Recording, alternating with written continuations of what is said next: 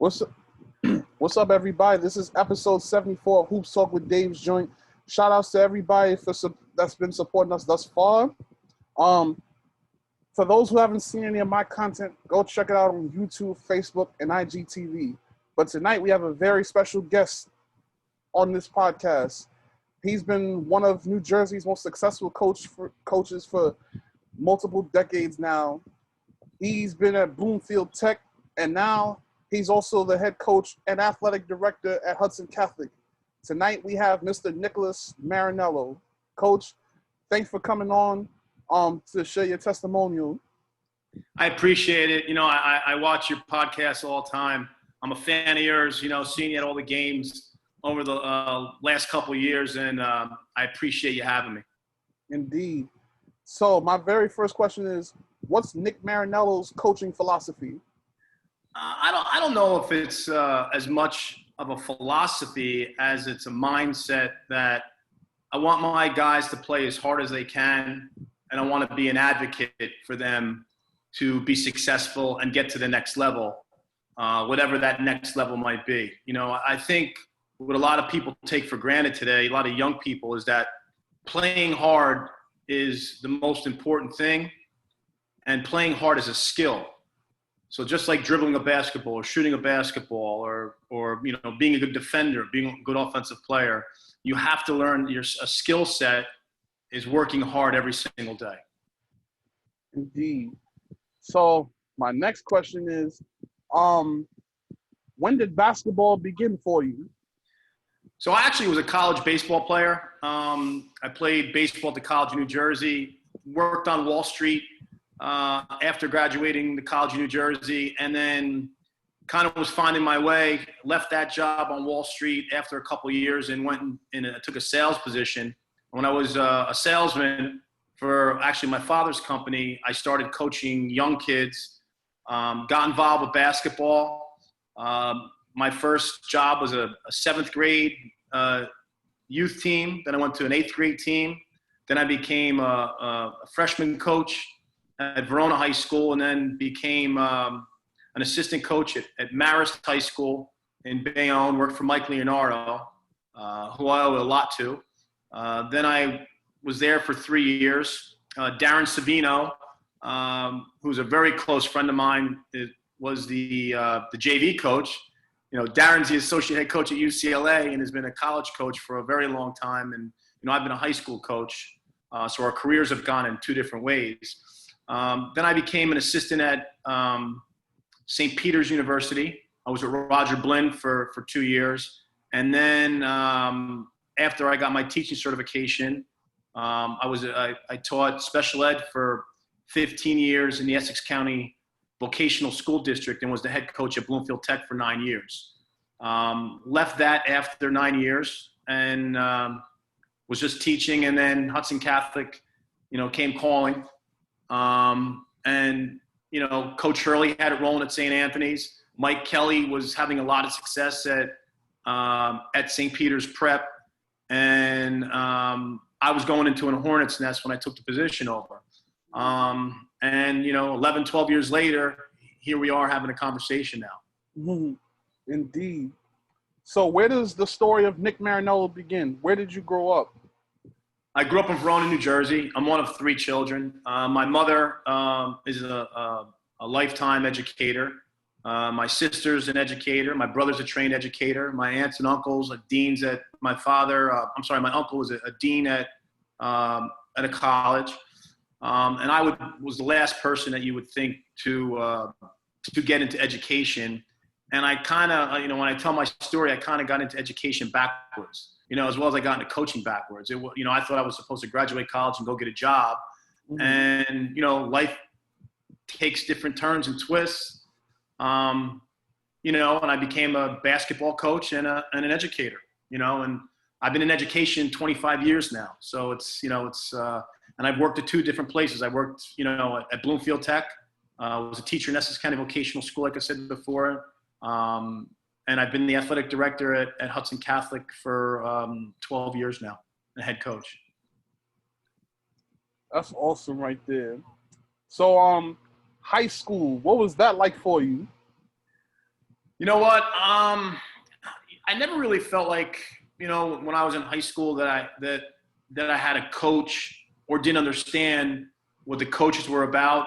And I think that has helped me become a somewhat successful coach with, I think, more than the wins and losses. The wins and losses take care of themselves. It's me being an advocate for young people to reach their potential in high school and to be comfortable in their own skin where they can go to the next level. If the next level is Division III, so be it. If it's Division II, so be it. If it's Division I and various different levels, I've been fortunate to coach kids at every different level. From the highest levels, from McDonald's All-Americans to Division III academic kids. And, my legacy is written not by, having over 400 wins, but how my students or my players are doing upon, graduation of college and getting jobs, and who becomes educators and who becomes fathers and who goes to law school and who becomes coaches. I think that's why I do what I do. And it took me some time to realize, because when you're young, I got to win. And then you realize that it's not all about winning, that there's other things that are more important than winning. And that's coming from someone who likes to win, and I've been fortunate. I won 3 state championships at Bloomfield Tech. We played in the Tournament of Champions finals. We're the first Group 1 school in the state, in the history of the event, to play in finals. County championships in Essex County, obviously coming to Hudson County, having success in the county tournament, and then, beating St. Anthony's for a sectional state championship. And I've been fortunate enough to do a lot of good things with this game. That's all great. But, again, Reggie Cameron going to Georgetown and Rashon Dwight going to Iona, now having a doctorate degree, and J.R. Lynch getting his master's degree from Hartford in 4 years and getting an MBA, and just the success stories after success stories after success stories. To me, someone like Shaquille Dezzoni, who played on that highly touted team with 2 McDonald's All-Americans and Lewis and Jahvon, and Luther Muhammad, who just brought it every single day, no matter where he was. He's on an academic scholarship to Wesleyan, which is one of the most, prestigious academic institutions in the country. So I think that all that kind of stuff is really, really important. And, I want to see these guys become doctors and lawyers and successful young men. We had interesting couple of months ago when, all this unrest started.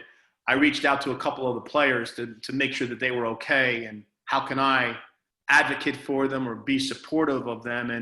And I had JR and Reggie reach out to current players, former players, and just let's have a forum and let's just talk and lay it out. And we laid it out, and it was such a really, really positive, moving conversation, and got a really, really, when you're with them every day as players, I always felt I was the bad guy, but I needed to be the bad guy to make them be successful, to drive them to be successful.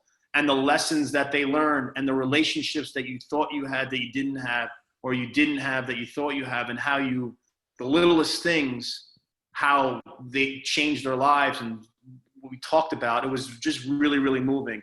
And me, I can't walk in the shoes that they walk in.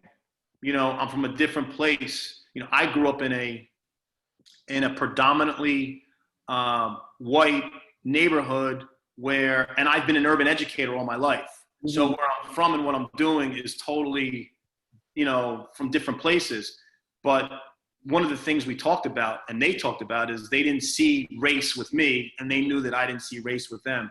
So we had like a 3-hour Zoom conversation that was just fantastic, and it was really, really, really moving. So the young guys, the current players, really didn't talk about much because they made me still look at it as coach.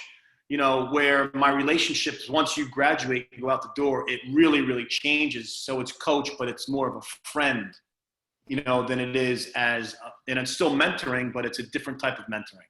You know, they help me. I listen to what they have to say, you know, and for any coach that's successful that doesn't think that they can learn from their players, you know, I learn from my guys every day. You know, I think for me to be successful and doing this for 25 years, I've had to come into their world a little bit.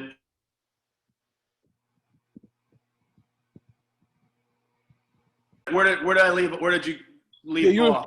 You were talking about how basically you and the players got together, you know, to talk to the former players. Right.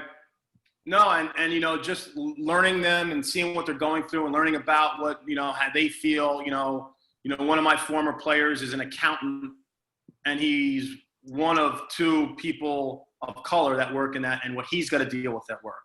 You know, and just trying to, you know, Jahvon Quinerly was on, and you know, his dad is African American, his mom is white, and being biracial, and his father's in law enforcement, and what he was dealing with. So just listening more than speaking for me was important, so I can understand what they're going through. Because like I said before, I can't walk in their shoes. You know, I'm not there walking in their shoes. I'm walking with them, but I'm perceived totally different. And they thought, which was surprising to me, that I can have an impact in the community with what I do and who I know, and you know, the respect. I never saw it that way. You know, I never looked at myself that way, but they that's how they see it. Indeed. You just basically broke down your coaching philosophy right there. Right. So let's talk about, you know, your years at the College of New Jersey. How was Nick Mariniello the baseball player? You know what? I had major league ability, but I had a minor league brain. And you know what? I had an unbelievable amount of talent, but I was a head case. And I don't have a problem saying it. I've learned from it, and I can see things, and I try to use my experiences of how I messed up to try to help young people, and knowing what people look for and knowing what coaches see. You know, I didn't have good body language. Body language is one of the most paramount things that coaches look for in today's game, with how you interact with your teammates, how you interact when things don't go your way, how you interact with your coaches, how you interact when, you know, you make a good play or you make a bad play. And just, and you know, I thought I was a hard worker, but I think I was all over the place. And I think a lot of, for me, was mental. And I think, you know, basketball, our game, there's a big mental component. You know, at the highest level, if you don't have this, you're going to struggle. You're really, really going to struggle. You know, so I think, you know, my work ethic didn't come to another level until until I figured out what I wanted to do. When I figured out that I was going to go back to school, that I was going to get my teaching certification, and that I was going to coach, that's when everything fell into play. At 22, at 23, at 24, I had no idea. You know, that's what I say. Like, I was 21 once, and I was 18 once, and I was doing the same dumb stuff that these guys are doing now. But I never reached my potential or reached the goals that I wanted to because of this, because of upstairs. Right. So, you know, I'm very disciplined. I'm very regimented. My work ethic, you know, in the summertime, I have no place to go. I'm up at 5 o'clock in the morning. My day starts. You know, I'm very, very detail oriented and prepared for stuff. And I was not like that at 24, 25 years old. I didn't start teaching till I was 28.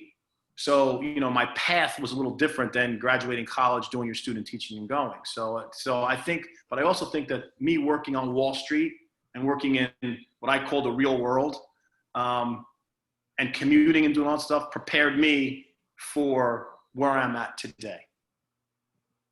So yeah, shout outs to the graduating class, the College of New Jersey graduating class of 1990. That's right. And Caldwell College's graduating class of 1997, where you got your teaching handicap certificate.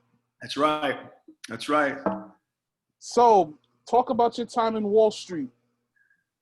1990, I graduated in 1990. I graduated like on a Saturday. On Monday, I was on Wall Street working at a place called Cowan and Company. I was in a stockbroker training program, and passed my Series 7 after 6 months, passed my Series 63, and then after 6 months after that, left the business and went to work in sales. It just wasn't for me. It just wasn't the selling component and having to be around people that you weren't comfortable with. You know, I was still young. It just wasn't for me. And again, like I said before, education was the last place that you would think today I would be. And again, I have no problem, because this is part of my journey. I just about graduated college. The ongoing joke with my family was, are you sure you're going to get your degree when we come down there for graduation?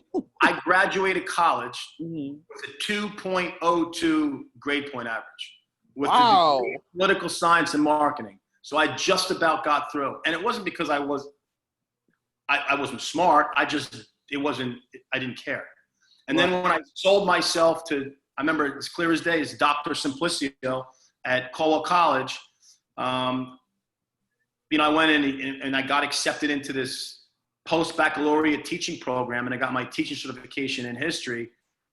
I graduated with a 3.5, same person, 4 years later, and then went on to the College of New Jersey. New Jersey State University, and got my teacher at the handicap certification, and I had a 3.8. So it's the same person, and it just goes to show you, when you know what you want to do and you're driven, you can achieve whatever you want to do. And my work ethic was, I was this quiet guy sitting in the class, and I remember I got an A. I was the only person in A that got an A on this project, and I had all women that were in the classroom that were in education because they were going back for graduate. I was in graduate school at the time, and when they called my name and got an A, they were like, "Who's that?" And I go, "It's my paper," and I had to explain what I did, and they couldn't believe it. But that same guy who just graduated with 2.02, a handful of years later, graduated 3.8 with the certification. So again, I found my niche, and the rest is kind of 25 years later, I'm still doing the same thing. Wow. That's a big story right there. That just goes to show you, like, everybody puts the emphasis on having great grades, which is great and all, but, sometimes the ones that don't have the best grades early on are the ones, those are the hardest workers. Right. Because they went through adversity. Those that, had the best grades, who knows? Like, maybe those are the ones that, were a little too complacent. Right. Because they never had the struggle before. So kudos to you, man, because I know it was hard in that classroom. And me, I just graduated with about 2 years ago, I graduated from St. Francis College with I want to say a 2.4. But I mean, I didn't have, the best work ethic as far as school was concerned. Right. I just did what I had to do to get that degree. And my mother was an educator. Like I said before, my aunt was in education. My mom was in Verona High School when I was in high school. My mom was teaching the school. So that was a whole experience in itself. But my sister, Boston College undergraduate, Boston College graduate. My brother, Boston College undergraduate, Columbia graduate. And they're younger than me, but that's where the brains are in the family. My sister is very smart, but a hard worker. My brother's extremely bright. Once I decided, like I said, what I wanted to do, I was not going to fail at it. Now, I never had a goal of, I got to win 400 games. I got to win state championship. That were my goal. My goal was to be successful. And whatever successful I felt was, I was going to do the best. My teams were going to look, they were going to look a certain way. They were going to act a certain way. We were going to travel a certain way. you know, a lot of it's perception on how they perceived us and saw us and what we did. But, you know, I would, you know, I'm still friendly with my old athletic director, and I talk to him every once in a while. You don't realize what's going on as you're going through it. And then when you look back on it, like, you know, Deshaun Butler, Rashon Dwight, Courtney Nelson, you know, Wesley Jenkins, RJ Hall, you know, they were tough kids. We won, you know, and they had great careers. That's big. So let's get into when that 7th grade youth team. Where did you coach at? I was at Verona. It was a youth team in Verona. Me and a good buddy of mine, Matt Zabrowski, who eventually played quarterback at Georgetown. We were classmates at Verona High School. You know, we both had graduated. He was working on Wall Street. We you know, when I decided to leave, let's give this a shot. And it was a Saturday morning, you know, little, you know, 7th graders, and that's where it started. You know, and I just got the bug and the pace, and you know, I just really, really enjoyed it. And I think for me, 2 great learning experiences. You know, I learned a lot from Mike Leonardo. Mike Leonardo was the head coach at Marist. He was a disciple of Coach Hurley, James Felton, Alvaro Mejia, you know, Donnell Williams, who played at Seton Hall. You know, we had some, you know, Roscoe Harris. We had some really, really good players, and I was fortunate to be part of that program. I learned a lot. And then, you know, from him, I learned how to run a program. And then from Roger Blind, who I worked for at St. Peter's University, his attention to detail and scouting reports and how to prepare was on another level. I learned that from him. You know, I had him come and evaluate some of our practices this year because I just felt I wasn't getting through to my guys. And you know, when you become a head coach, you can go to these clinics, but you kind of lose something. So you got to kind of be fresh. And, you know, I get a lot from watching games, watching guys like Hubie Brown, you know, or Mark Jackson on TV, and learning different stuff about the game and nuances in the NBA. And then, you know, watching certain college programs and watching games live and just talking basketball is my mechanism for learning about, you know, what I'm doing. But, you know, it all started coaching the 7th grade youth team. Yeah, man, that's big right there. So, talk about, you know, what Marist High School was like in the 1990s, as far as the team was concerned. You know, they just came off of beating, I think Roderick Rhodes' senior year. Marist beat them at the Antilles Center. 1992. Yeah, I think that so I started working there in 93 or 94, and we had James Felton, Alvaro Mejia, Chris Martinez, who was from Hoboken. We won a couple county championships, but from just learning the game and really, really like Mike Leonardo, you know, and he's not coaching right now. He's one of the best coaches I've ever been around. Just tremendous basketball mindset. And like I said, he's a disciple of Coach Hurley. So, you know, are similar. Me on defense. You know, I think that my teams at Hudson Catholic and my teams at Bloomfield Tech were always, you needed an identity. And I always thought our identity was, you know, we're gonna be prepared. We're not gonna beat ourselves, and we're gonna play half court, solid man-to-man defense. You know, but I learned that from my experiences from Mike. And we, you know, kids talk about, you know, well, we had a 2-hour practice, we had a 3-hour practice. We used to, on Saturdays, we used to practice for 4 hours, 5 hours sometimes. And we used to just drill and drill and drill and drill and drill. I don't know if you could do that today. You would lose the attention, you know, of the kids right now with that kind of stuff. But that was a big, you know, learning experience for me. And I think that was where my foundation of being the coach I am today really, really started. Yeah, man, that's pretty cool. So after Marist, you went to St. Peter's. Right. I was at St. Peter's for 2 years before I got the job at Bloomfield Tech. And I was at that time, it was the restricted earnings spot. So it was like actually, I got the job over John Dunn. John was at Siena. And I think John wanted the position. And somehow, because I was teaching and John and I are very, very close to this day.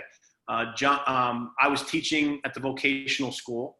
And I would leave at 3:00 and I would come to practice. And I was what they call, at that time, it was the restricted earnings position. Right. And I learned a lot about scheduling, scouting, film exchange at that time. They didn't have Synergy. So you actually had to make copies of tapes and send them out. So that's what my responsibility was, travel. And it was the same as the director of operations. Only at that time, I think we were allowed on the floor. I think we were in the restricted earnings position. It was like a part-time coaching position. Right. So I did that for 2 years. We got to the final of the MAC tournament. We lost to Siena.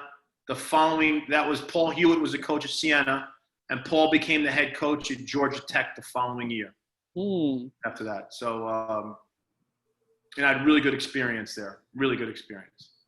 And I think me being comfortable at Marist and Bayonne and then working at St. Peter's, after working 9 years or 15 years as a classroom teacher at Essex County vocational school system, when the Hudson Catholic job opened up, the place was falling apart. School was in shambles.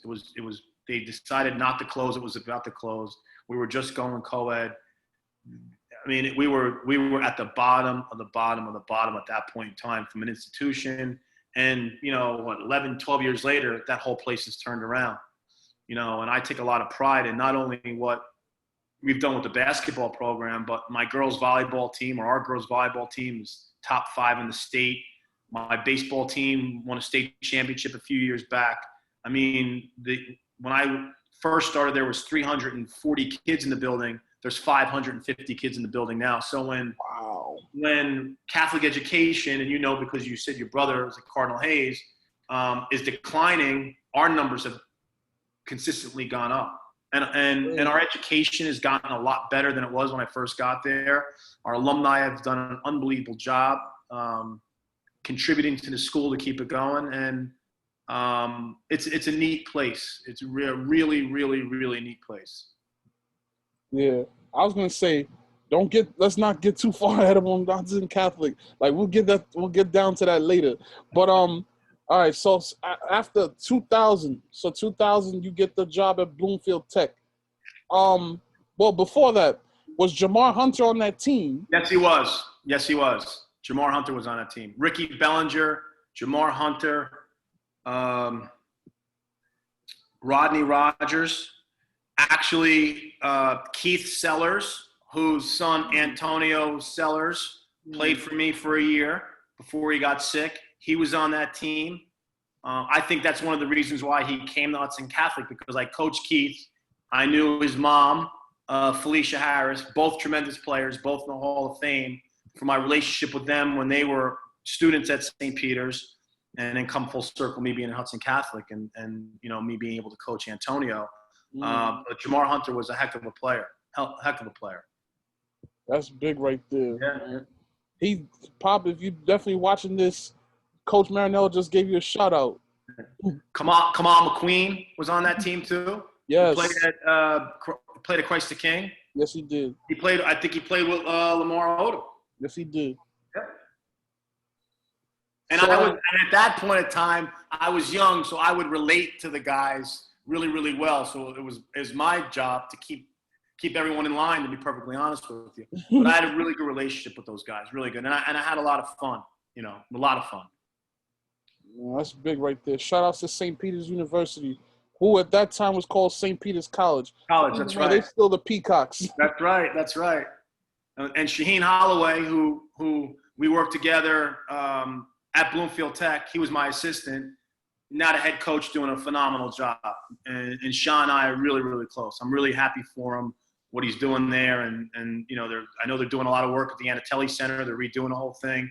You know, he'll be very, very successful. Indeed. So 2000, you got the job at Bloomfield Tech.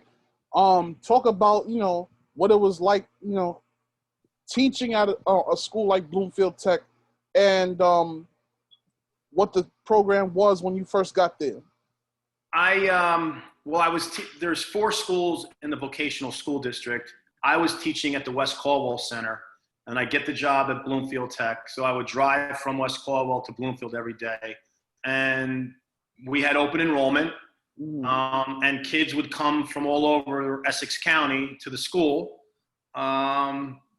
My first real group was Courtney Nelson, and Rashon Dwight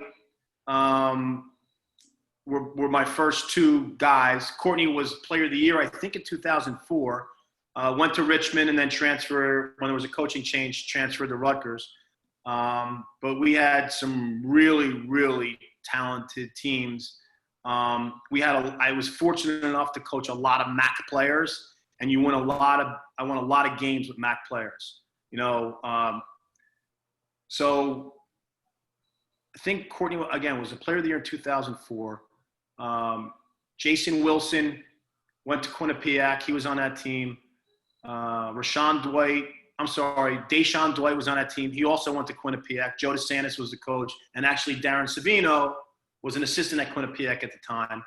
Courtney went down to Richmond. And then the next wave came with Casiem Drummond, who went to Villanova.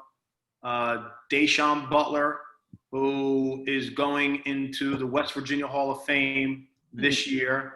3rd all-time leading scorer, All-American at West Virginia. Wesley Jenkins, who's in the Hall of Fame at St. Peter's. Rashon Dwight, who went to Iona. Those 2 guys played against each other in a MAC championship. St. Peter's won that game. And then I had R.J. Hall, who went on to Marist. Trying to think if there was anyone else in that group that went on to play Division I basketball. There was a handful of guys, but those guys were tough. You know, those guys were tough. I think Rashon and Wesley's senior year, we won 33 games. I didn't have a guy on that team. We won a state championship. We went to the Tournament of Champion finals. We played at the Meadowlands against Corey Fisher, Jeff Robinson, and I think we lost by 10 to St. Pat's in that game. I don't recall, 10 or 12. And then, you know, coached a couple years after that, and then moved on, obviously, to Hudson Catholic. But I had a great experience, and I still have a really, really good relationship with a lot of those former guys. You know, Dante Rollins played for me, then went to Caldwell College. He passed away, unfortunately, a couple years back. John Cavanis was a small point guard that I had on that team. Lamar Register, Lamar Jones, Robert Simpkins, who was like my first college player, who played for Jose Rabimbas at William Patterson. Tobias Smith played at Stockton, was an all-league player. You know, like I said, so you have, you know, West Virginia, Villanova, you have Stockton and William Patterson, but everyone was successful. And the thing that I'm probably most proud of, and I, you know, we talk about this a lot, is a lot of my guys, you know, Wesley Jenkins was the captain of St. Peter's. Deshaun Butler was the captain at West Virginia. Rashon Dwight was the captain at Iona. Most recently, Courtney was a captain at Richmond, his second year there. So we've had guys that, you know, from that era, from my first job, that were captains of their team. You know, I think that's important. It shows their leadership, and they were winners. They were winners all around, and they're still winners today. Yeah, man, that's big. So 2003, you won the Coach of the Year. Like how big was that for you? You know what? I'm going to be honest with you. Like, it wasn't a big deal for me. You know, as much success as I've had, I think I've kind of been kind of humble, and I've shown some humility with it. Like, I kind of like try to keep a low profile, if that makes any sense whatsoever. Yeah. You know, I keep to myself, and I'm comfortable that way. It's you know why? Because it's not about me. It's about my guys. You know, it's always been about my players. You know, right, wrong, or indifferent, it's always been about them. Well, shout outs to Bloomfield Tech. Unfortunately, the school is no more. That's right. But, you know, that legacy will always be there. That's right. That's right. So you actually got to go to the TOC championship game at the Meadowlands twice. Twice, yes. So 2007, you definitely played against St. Pat's. And 2003, was that against St. Pat's also? No, it was against St. Anthony's. Oh, wow. And the interesting thing was Courtney Nelson was a senior. He was player of the year, and I refer to this in practice all the time. He was player of the year in the state of New Jersey, had a great, great career. We played against St. Anthony's. Derek Mercer, who played for Coach Hurley, was a junior. Derek is one of my assistants. And I always talk to my guys like, this guy shut the player of the year down because he just bought in the defense. You know, Derek had a storied career at St. Anthony's and a storied career at American University. Derek's now one of my assistant coaches.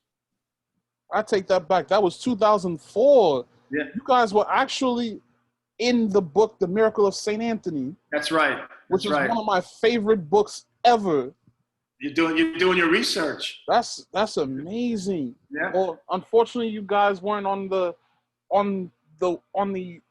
end that you wanted it to be, but I mean, at least you guys are a footnote in history. Mm-hmm. Absolutely. Absolutely. You know, Woj, before he was dropping bombs on Twitter and ESPN, he was writing books. That's right. That's right. That's right. It's a great book. It's a great book. Indeed. We're gonna get into more on Bob Hurley later. So so you left. What made you decide to leave Bloomfield Tech in 2009? Well, what happened was my father had gotten sick. He was diagnosed at the time with kidney disease, and it was uncharted territories. And I was going from point A to point B constantly, and I just needed a break.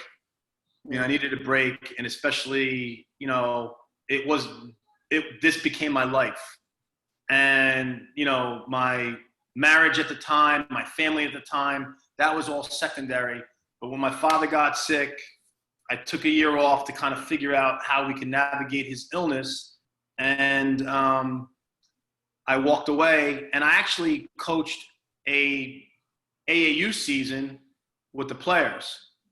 So I coached, and I think that was pretty instrumental in why Reggie Cameron and Kavon came to Hudson Catholic, because I was fortunate enough to coach them from afar and familiarity when I did that 1 year with Jimmy coaching with the players.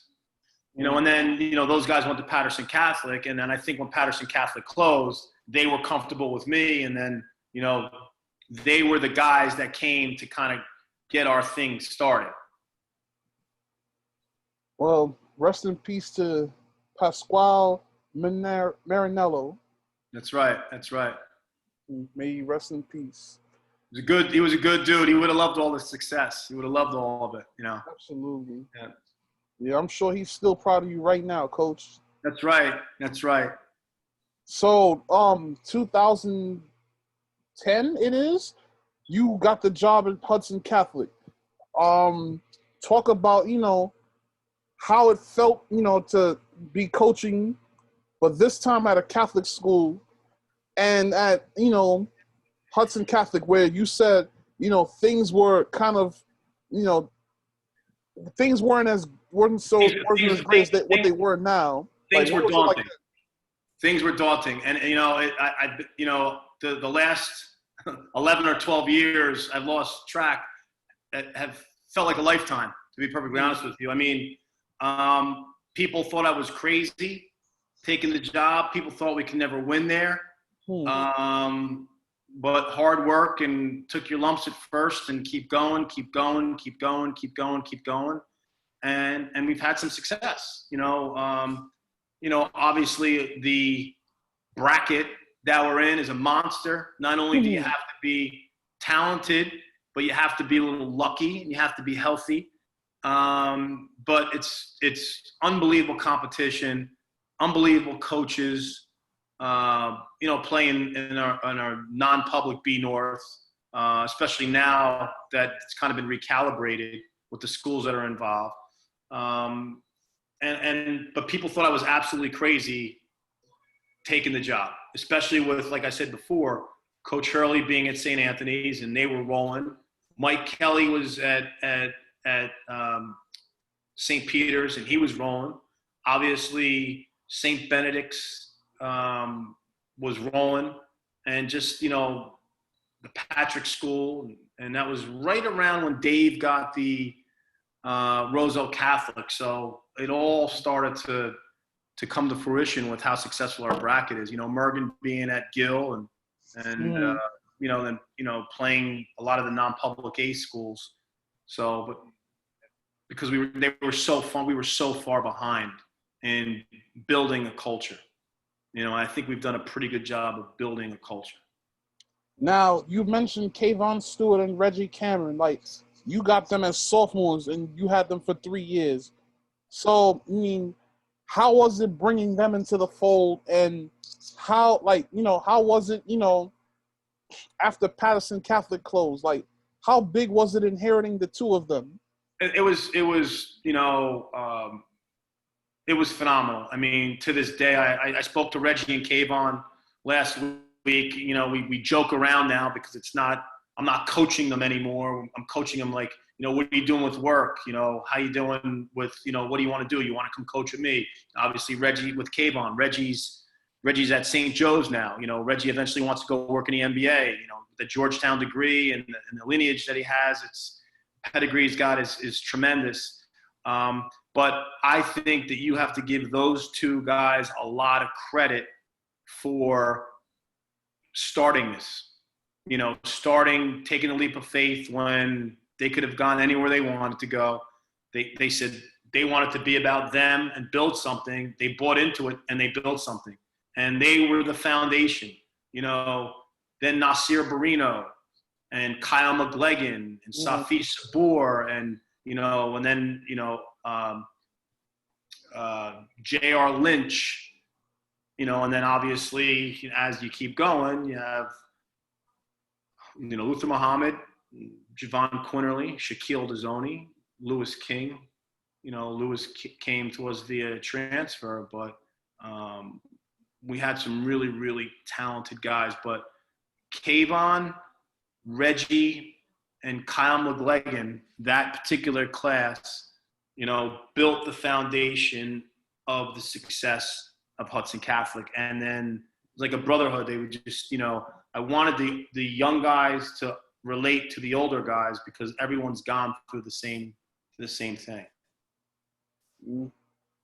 Actually, a guy who actually came to us and he eventually left and went back to Cardozo, who was a great kid, was Travis Flagg. Oh, that's right. He did go there. Right. Travis's sister, Marissa, is now an assistant coach at Seton Hall University.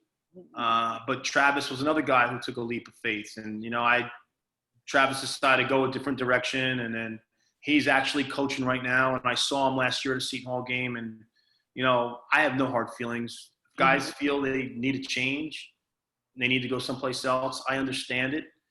But I would do anything to help any of the guys that were part of the program that maybe wanted to do something else, be successful, and I believe that.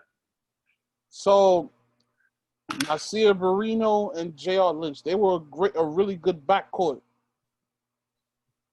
So we played St. Peter's, and on St. Peter's Prep, Todd Decker was the coach at the time. Mm-hmm. We had no business on paper. We didn't match up.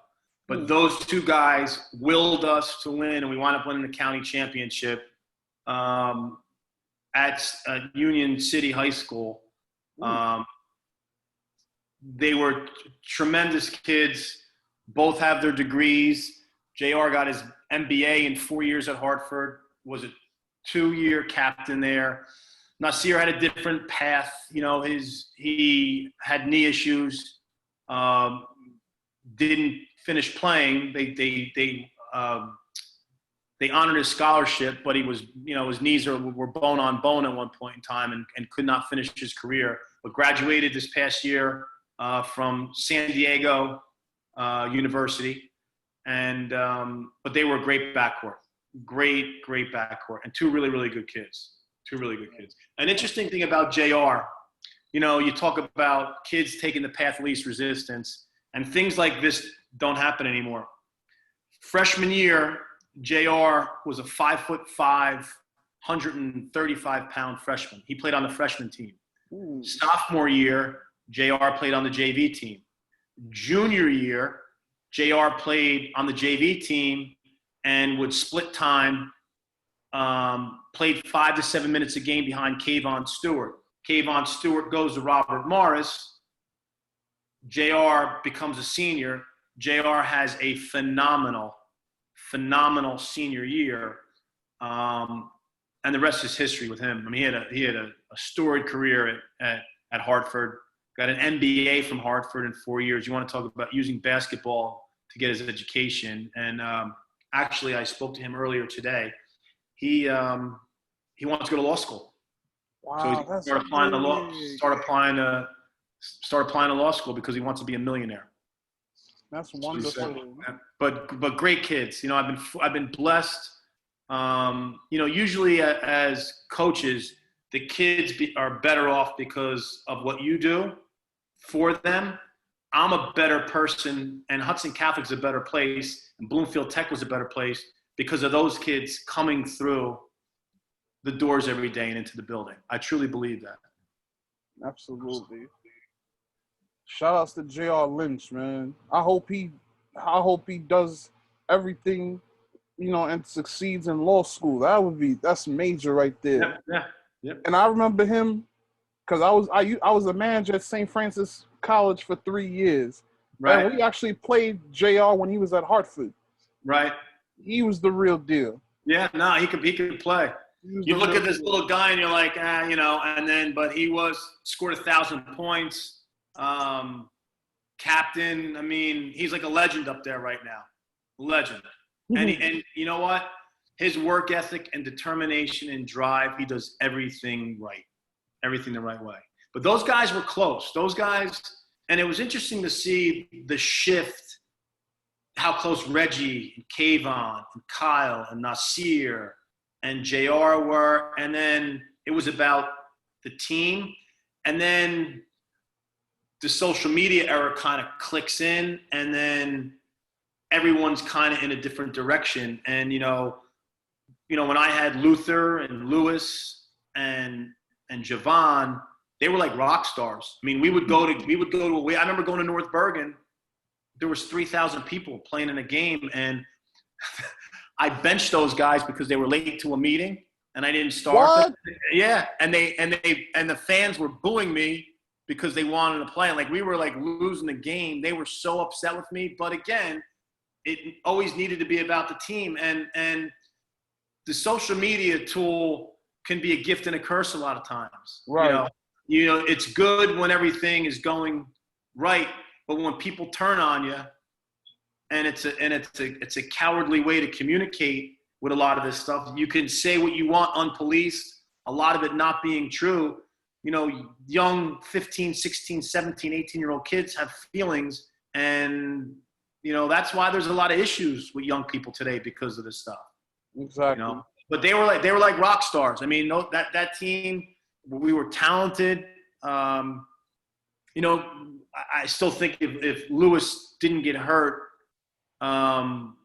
midway through the season, our outcome would have been a little different because, I remember our first game of the season coming out and we were flying all over the place up at Caldwell College. And then, he got hurt in the Hoboken game and kind of got undercut and had knee issues and had to have surgery and wasn't able to play the rest of the year. But they were so talented and high, very, very high basketball IQs.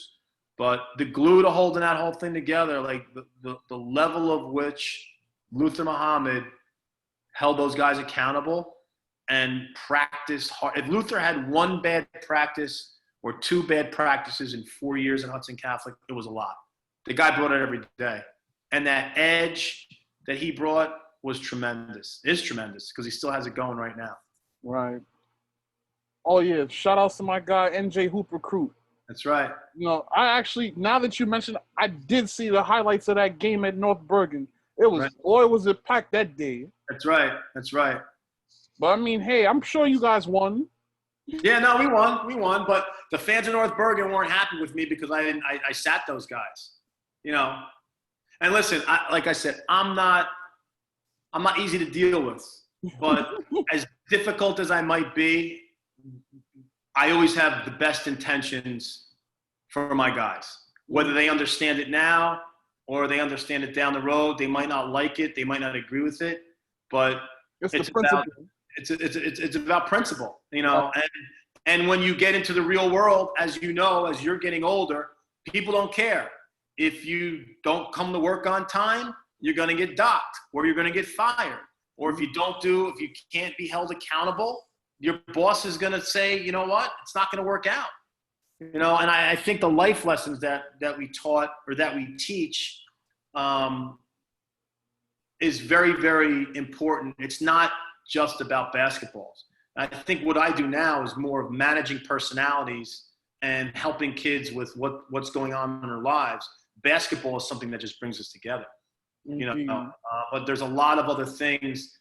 It's very, very difficult. And again, I've been in education for 25 years. There's a lot of things pulling at these young people on a day-to-day basis. It really, really is. And it's not easy for them. And they don't know how to control it. If you have 3,000 people want your autograph or wanting your sneakers after a game and you're 17, 18 years old, how are you going to respond to it? Yeah. It's not easy. There's no class in doing that. And for me, I needed a sports information director.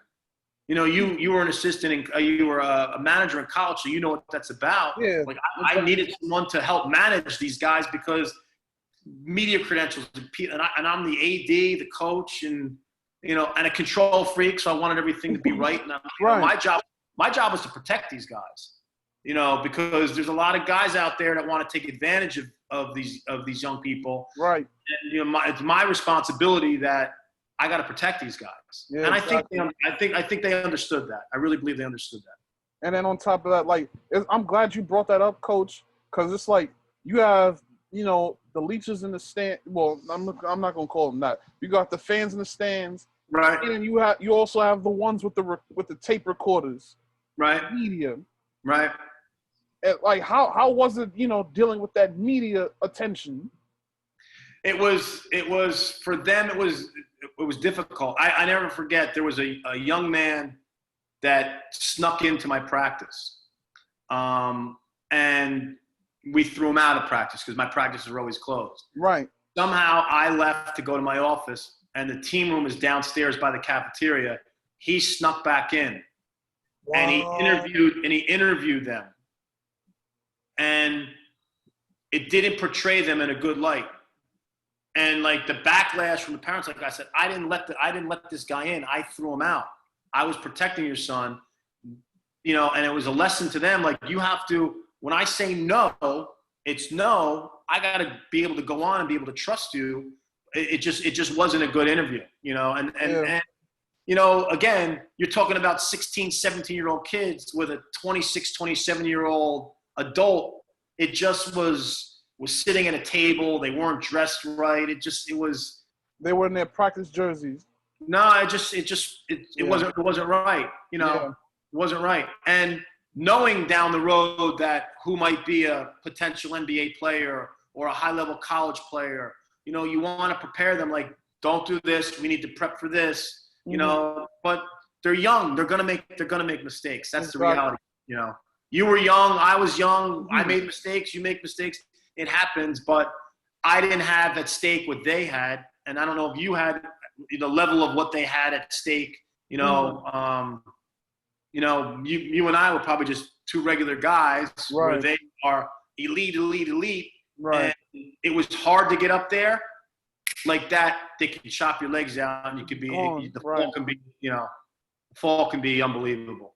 Yeah. I mean, I probably know which interview you're talking about, but yeah, I mean, as far as that, you know, it's sad because it's like when you're on, everybody's willing to do. Everybody wants to interview you. Everybody wants to do your mixtape. Everybody wants to do an episode, you know, on you. But when you're not hot anymore, people forget about you, and they look at you as a has-been. You know, and that's what some of these kids fail to grasp. And then you see a lot of stories, kind of like the Where Are They Now stories, kind of like Lenny Cook's documentary. Right. You know, I was actually, you know, I ran the ABCD camp for a while. You know, Coach Hartstein and myself ran it a couple of years for Chris Rivers down at Philly, and I became close to Sonny before Sonny left. I actually coached in Sonny's last round ball game in Chicago. I coached, I think, O.J. Mayo, Kevin Love, they were all on that team. Class of 2007. Yeah, I coached in that game, and but I remember Lenny Cook in camp. I remember how talented he was, and like he was a monster. And you think about where he was then to his story and how things change. Like it's a rough world, and a lot of these young guys, they have no idea what the outside can do to them, right? Not necessarily for them, you know. Exactly. It's unfortunate, and seeing some things happen, but you know, young people think they're invincible, so they, you know, you don't want them to experience it, but sometimes they have to experience it. Yeah. The part of, you know, their journey, whatever their journey may be, you know, however they go, they have to learn from adversity. You know, everyone's not born with a gold watch in their pocket that everything works out great. You know, there's real stuff happens, you know, and that's what we try to talk. Either. Yep. You know, and people have agendas, and they're preying on young people with their agendas because they're looking for something out of it. Exactly. You know? So, and we dealt with that firsthand. I know it was tough on you because, you know, you're the coach, you're the protector. Right. You know, just to see, you know, some people, you know, people flout the rules just to get to these kids. Man, you came to some of our games, so you saw what was going on, and you know, I can only control the game. I can't control after the locker room or you know, before the game. It was crazy. And someone who tries to control everything, which I do, to protect them. It's not because I don't want them to do things. You know, I want them to be successful. I don't want them to get hurt. Try to protect them from getting hurt. I've seen it. So learn from this guy. So this is not, they think they're invincible. I don't think it's going to happen. You know, it's unfortunate. Now going back to Jahvon and Luther, you know, you had the 2 4-year. Those were 2 4-year varsity guys. Like I remember seeing you guys play St. Ray's, and they were freshmen. Like, you know, talk about, you know, having them for 4 years. No, I mean, you know, they came in together. They took a leap of faith. Again, they're 2 guys that could have gone to any school that they want to go. I think you know, part of my frustration is for 3 years, 4 years, I had to ward off the people that were trying to poach them to go to other schools, you know, and it's very, very difficult for young people to turn off the noise. You know, the noise of what they're hearing, you know, their expectations of what, you know, my expectations were, what their family's expectations are, what their expectations are for them. and then what society's expectations are for them too. And there's a lot of guys out there that, Yeah. you know, again, I could tell you the grades of my players right now. I could tell you who's qualified, who's close to qualifying, what schools are involved. Guys out there can't do that. And not coaches, I mean people that try to get close to these guys. Right. And I don't want them to get caught up in things they shouldn't get caught up in. You know, it's just the way it is. But again, I'm not their parent, I'm their coach. And I come from a place of experience, and I come from a place of being an educator. You know, I've had opportunities to coach in college, to go to different places, to do some different things, but this is my vocation, you know, and every time I've been close, for whatever reason, I've decided not to and just stay the course of doing, you know, what I'm doing. Now, 2017, another big footnote that you were a part of. You guys were the final team in St. Anthony's history. Well, the final team to beat St. Anthony's. That's right. Now, talk about that game. Well, they were doing a documentary on the season, and there was a lot of things going on, and you know, their school was on the verge of closing, and you know, being a Catholic school educator, you know, I didn't want that school to close, and they were my arch nemesis, and I couldn't get over the hump in beating them, and competed against Coach when he was at Bloomfield Tech, when I was at Bloomfield Tech, and competing against Coach at you know, being up the street, and you know, Coach Hurley set the gold standard for all of us as high school coaches, and set the gold standard on how to run a program. You know, people made more of a deal of the whole thing of us beating them in their last game, and as happy as I won the game, I just wanted to win the game. I didn't care who we were playing. You know, there was a sense of being bittersweet because that was their last game. You know, and competitors want to compete and play against the best and beat the best because that's what they want to do. Yeah. And, you know, when that place closed, St. Anthony's closed, I think New Jersey basketball suffered because of it. You know, you have a Hall of Fame coach in your backyard that you're competing against, and we had some battles. You know, and I have had the utmost respect for Coach Hurley. You know, I have a relationship with Bobby and Danny, and I invited Coach to practice this year, and he came and I wanted him to critique me. Critique what we were doing, you know, again, to learn. And he sat down and took notes, and I think you should try this, and I think you should try that, and think about doing this. And, you know, one of the things that he told me, which I've never done, believe it or not, in 25 years, is you should coach with a whistle. I don't use a whistle. I've never had a whistle around my neck.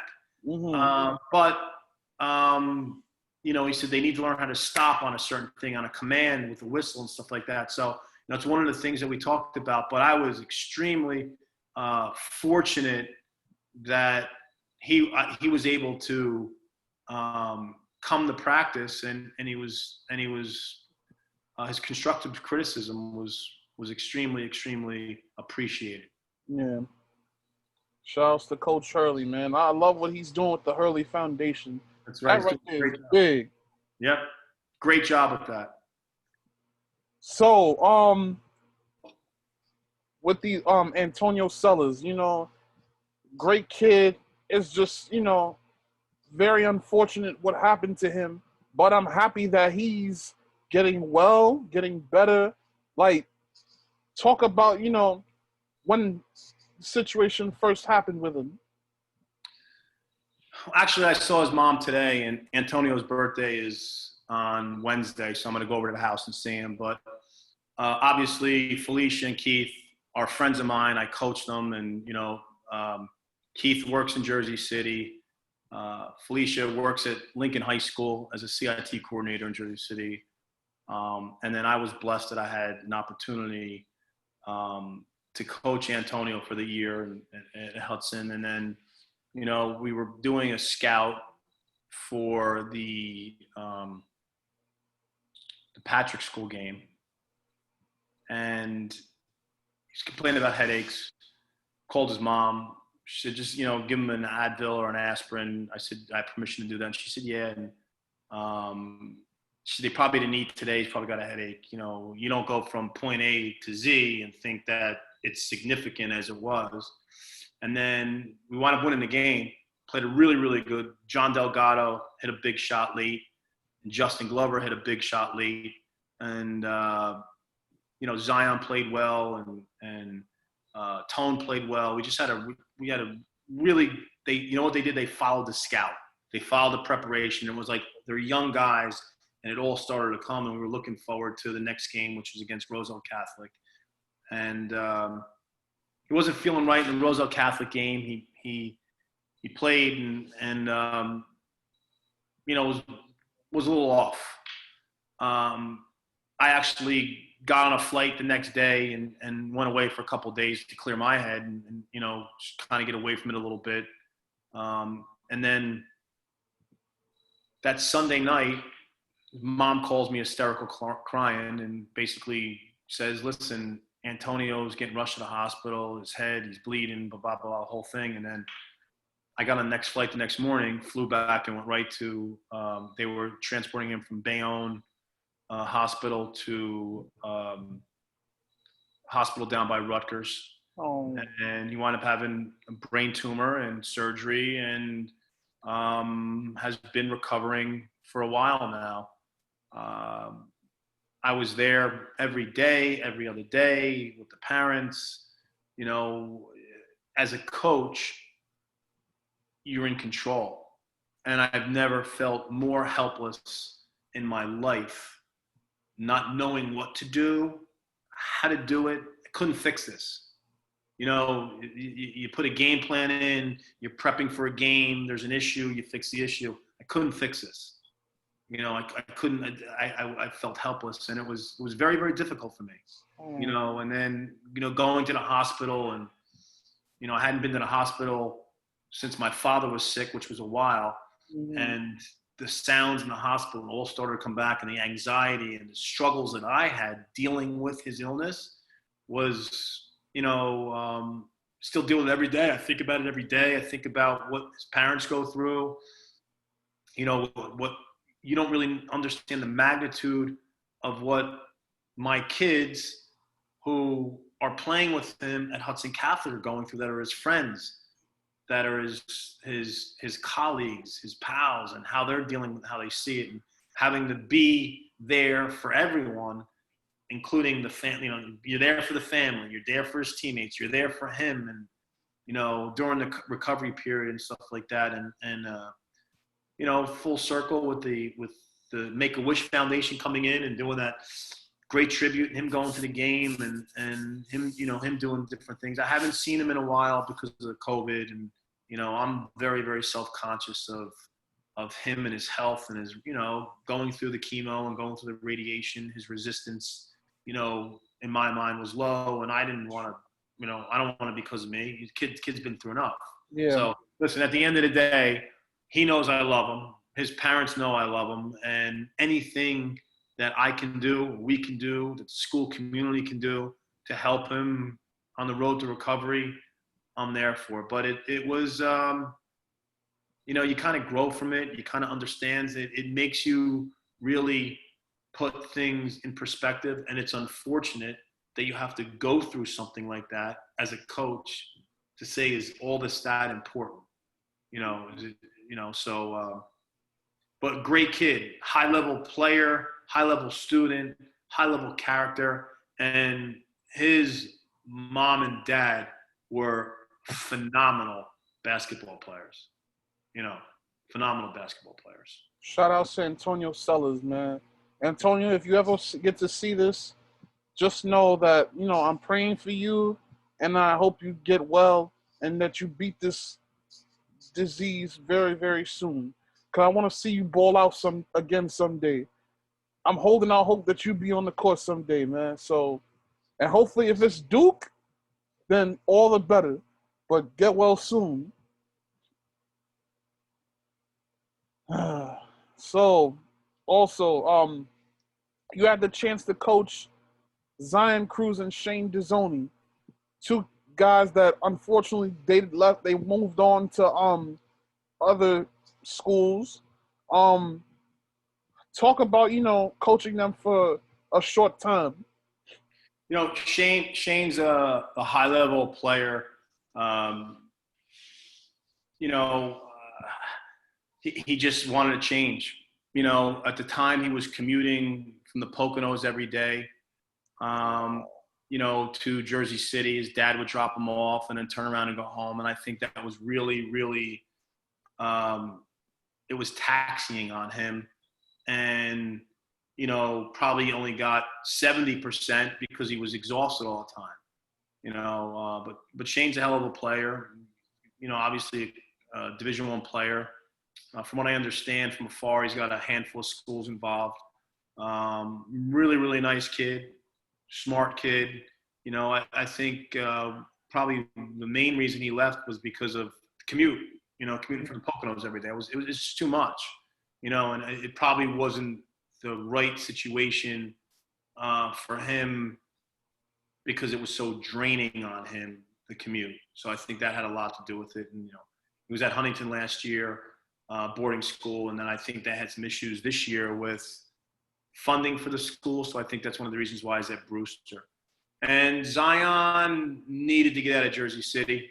I spoke to Coach Smith at length about Zion. I think Zion's a pro talent. I equate Zion's game to Russell Westbrook.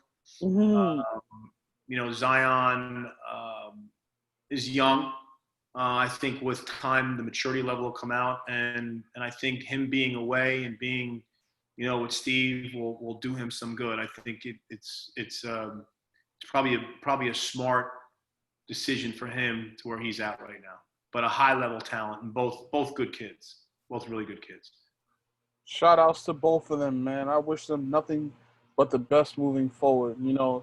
Very soon you'll be able to see them on TV and say, these guys played for me. They came through HC first. That's right. That's right. Also, shout outs to Coach Smith. He was one of my guests not too long ago. I saw that. Yeah, man. I had an opportunity to watch that.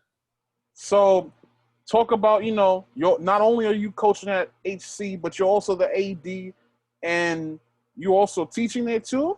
No, so unfortunately, I have a lot of responsibility. So I'm the director of athletics at Hudson Catholic. I'm responsible for the facility. So this whole return to school with the COVID stuff, and what we've had to do to our building to get it secure and safe for the kids has been a 4-month project for us. I'm also the president of our league, the HCIAL. I'm the chair. Wow. I'm the chair of the basketball committee, and I'm also the first vice president for the New Jersey Coaches Association. So I guess as you get older, you have more responsibility. I guess that's my way of giving back to the game and not giving to the kids. It's a little bit different. I didn't really want to be the president of our league, but some of the administrators came to me and said, listen, you need to do this. And I took the job, and after I decided to do it, Karima McKenzie from Snyder, who's a great high school administrator, she's a vice principal now at Snyder High School. When she stepped down to become vice principal, they threw me in that spot, and then COVID hit. So, I am the president of our league, trying to navigate scheduling in our league and agendas during a very, very trying time. We have different schools with different needs.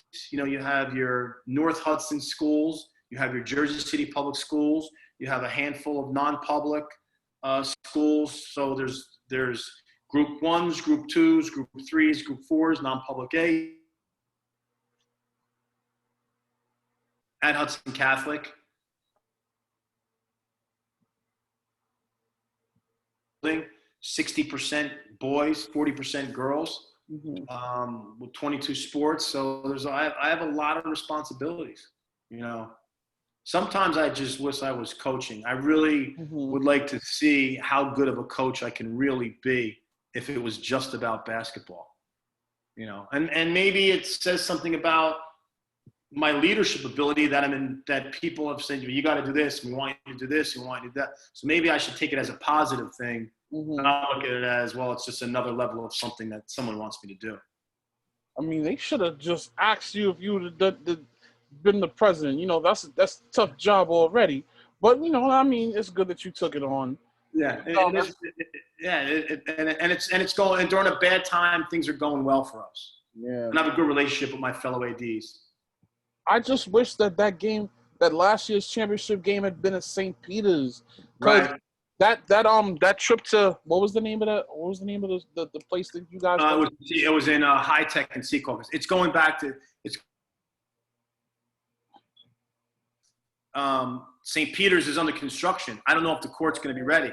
Right. I mean, they blew the whole thing apart. They took all the seats down, the floors up. I mean, the place is going to be beautiful when it's done, you know, and it'll be a very good recruiting tool for Shaw when it's done. Right. But I love playing there, you know, and I've had success there, so I love it even more. Yes. You know, I haven't had success at High Tech, you know. Yeah, High Tech is too small. We went on a string of winning, you know, 7 straight, and then, you know, didn't make it to the finals the last 2 years. You know, St. Peter's Prep won it this year, and Union City won it the year before. So it's going to eventually go back to St. Peter's? Yeah, this year it's probably going to be at NJCU, and next year it'll go back to St. Peter's. Yeah, St. Peter's is going to be a show place. And again, Secaucus is great. You know, the facility is great. It just the game needs to be played at a college facility. Right. You know, the kids deserve an opportunity to play at a college facility. I went there because it's funny because that day there were like a bunch of like sectional and archdiocesan championships going on. So I gave up going to the Stepinac St. Ray's archdiocesan game at Mount St. Michael to come to the Marist St. Peter's game in Secaucus. Right. Because word had already gotten out that Marist was closing. Right. And I wanted to see them play their last sectional championship game. So I got there, and I guess the sheriffs, they said it was closed. So I guess me and like 30 other people got turned away at the gate, unfortunately. But next time you call me and I'll get you in. Cool. All right? I'll take care. Indeed. But yeah, I mean,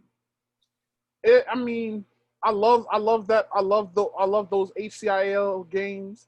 You know, I love Hudson County, that's for sure. Yeah. I definitely got to come out and support more. You know, as much as I love New York City, you know, Bronx born and raised, I love to get out and see different parts of the country in basketball, you know, where they're playing, whether it's the South, DC, Boston, you know, and even Jersey. You guys are next door. So I got to come see you guys more often. Right.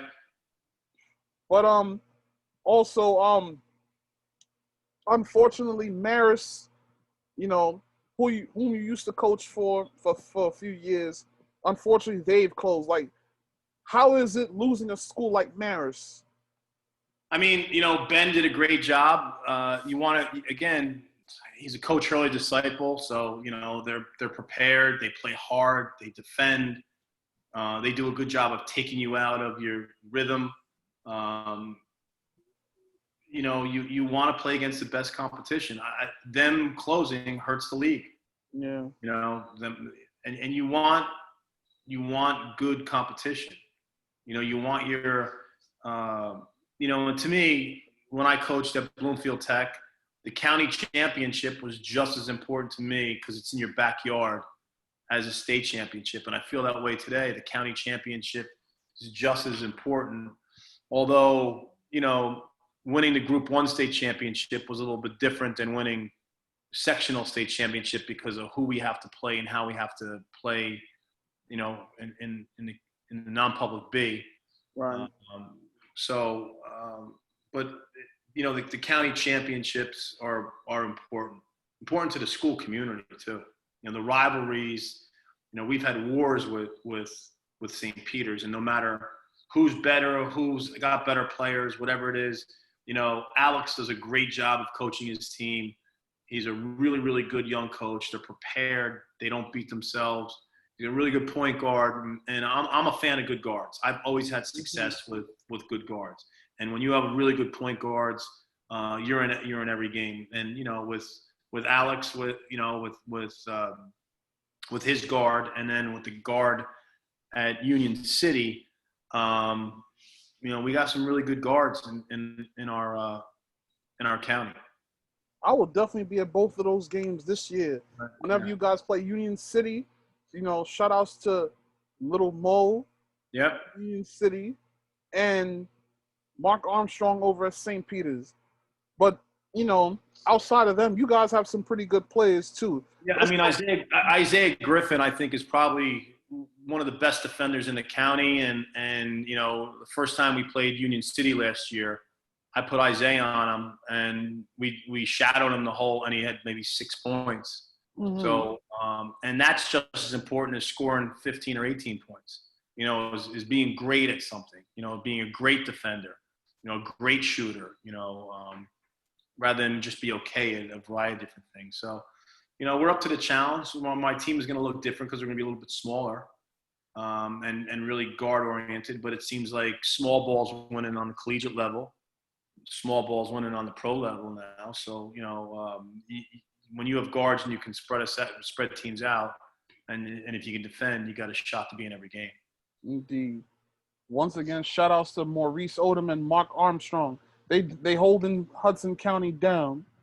And also, shout outs to Isaiah Griffin. I got to see him last year at a couple of events. That kid is really talented. Yes, he is.